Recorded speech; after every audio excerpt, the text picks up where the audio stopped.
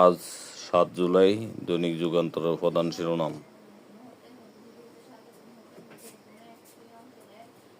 পেছনে ছিল সরকার পতনের কাশিমবাজার কুটি। ইলন মাস্কের রাজনীতির বিষয়ে যে পরামর্শ দিলেন মার্কিন অর্থমন্ত্রী।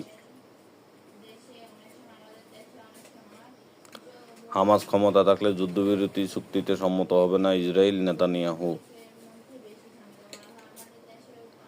সফল মিশন শেষে দেশে ফিরলেন নারী ফুটবলাররা।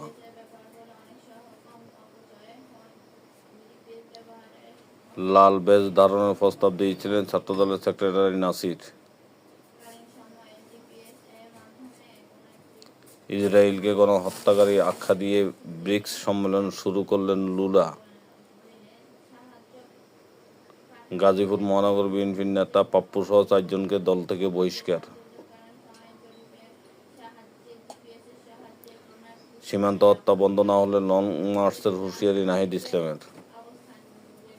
জুলাই সনদ কি বাস্তবায়ন কিভাবে?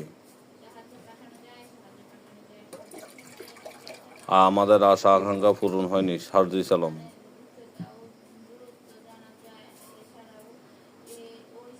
অপসংস্কৃতি থেকে শিশুদের রক্ষায় মঞ্চ নাটকের পুনর্জাগরণ প্রয়োজন, শিশু বিষয়ক উপদেষ্টা। সংখ্যানুপাতিক ভোট নিয়ে যা বললেন নজরুল ইসলাম খান।